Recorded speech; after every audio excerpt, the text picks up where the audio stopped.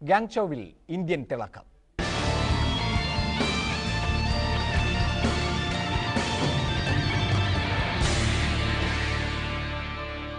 പ്രീജ ശ്രീധരൻ ഒരിക്കൽ കൂടി ഏഷ്യൻ ഗെയിംസിൽ ഇന്ത്യയുടെ യശസ് ഉയർത്തി. 5000 മീറ്ററിൽ പ്രീജയ്ക്ക് വെള്ളി ലഭിച്ചു.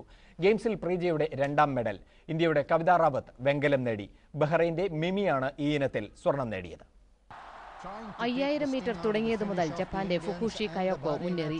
പിന്നാലെ 4ഉം 5ഉം സ്ഥാനത്തായി പ്രീജയും കവിതയും പാഞ്ഞു. അവസാന ലാപ്പ് വരെ ഈ സ്ഥിതിക്ക് മാറ്റമുണ്ടായില്ല.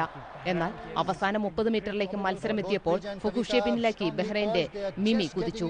പിന്നാലെ പ്രീജയും കവിതയും. ഒടുവിൽ 15 മിനിറ്റും 15.59 സെക്കൻഡും എടുത്ത് മിമി ഒന്നാമതായി ഫിനിഷ് ചെയ്തു.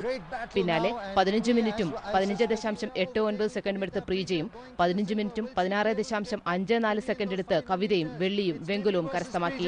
Mimi versus Prija, and Mimi hangs on. Prija gets a very respectable silver and bronze for Kavita. മൂവരുടെയും കരിയറിലെ മികച്ച പ്രകടനമായിരുന്നു ഇത്. 10000 മീറ്ററിൽ പ്രീജ സ്വർണവും കവിത വെള്ളിയും നേടിയിരുന്നു. പങ്കെടുത്ത രണ്ടിനങ്ങളിലും കരിയറിലെ മികച്ച പ്രകടനം കുറിച്ച് സ്വർണവും വെള്ളിയുമായി 28-കാരിയായ മലയാളി താരം പ്രീജ ശ്രീധരൻ അഭിമാനത്തോടെ മടങ്ങുന്നു. Sports desk, Manorama news.